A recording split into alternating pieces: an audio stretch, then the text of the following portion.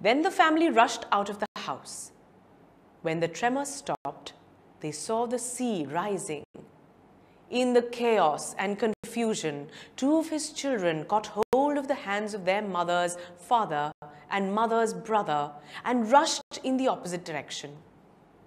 He never saw them again. His wife was also swept away. Only the three other children who came with him were saved. Sanjeev was a policeman serving in the Kachal island of the Nicobar group of islands. He somehow managed to save himself, his wife, and his baby daughter from the waves. But then he heard cries for help from the wife of John, the guest house cook. Sanjeev jumped into the water to rescue her, but they were both swept away. So that was indeed a harrowing tale. If that was frightening to listen to, can you imagine how the people must have suffered? The stories that we just read are from the Andaman and Nicobar stretch of islands. This story is about Ignatius, a manager of a cooperative society in Kachal. Now, as soon as she felt an earthquake, Ignatius's wife woke him up at 6 in the morning. The first thing that Ignatius did was to place his television set on the ground so that it wouldn't fall and break.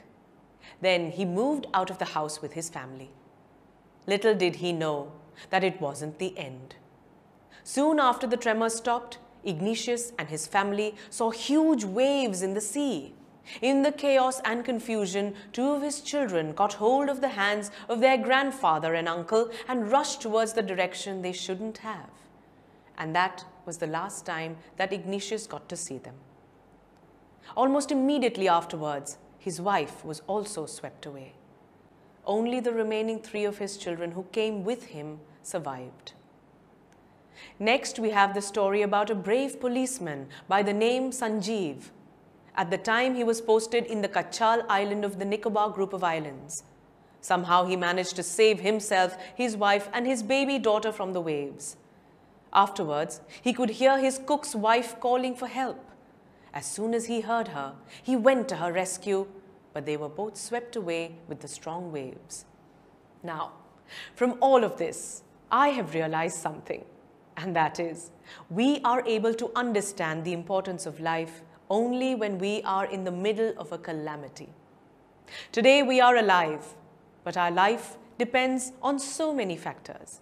It is because we have food to eat, water to drink, oxygen to breathe, and a place to live. Even if one of these things go missing, we won't be able to survive. One more thing. When earthquakes or floods occur, there are some who die instantly, but many others who die a slow death or are left with severe injuries for life. So every person who is present at that time is somehow affected by the tragedy. And so it is imperative that we respect and value the life that we have today, as we really do not know for sure that we might live tomorrow. On this note, I shall take your leave, but I will definitely be back with many interesting stories. Till then, keep learning. TutorMate. For more amazing video lectures, download the free app on the Apple App Store or Google.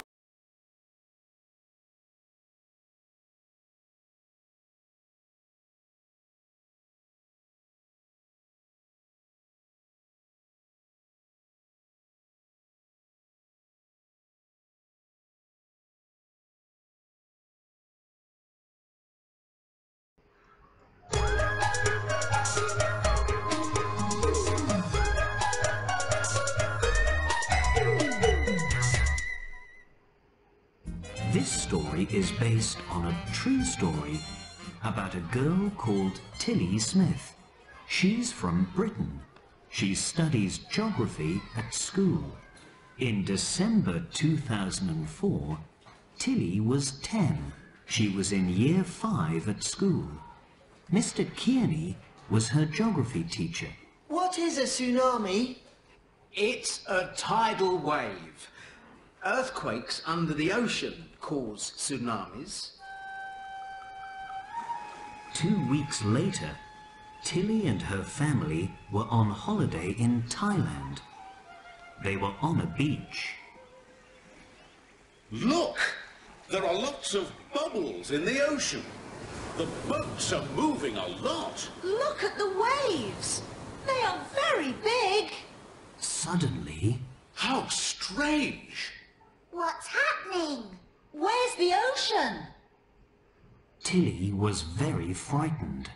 Mum, Dad, Holly, quick, run, run! It's a tsunami! What's a tsunami? A tidal wave! Run, everyone! Run! Run to the hotel! There were lots of people on the beach.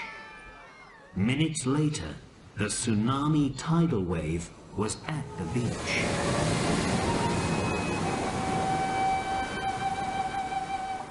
All the people from the beach were safe. We are safe here.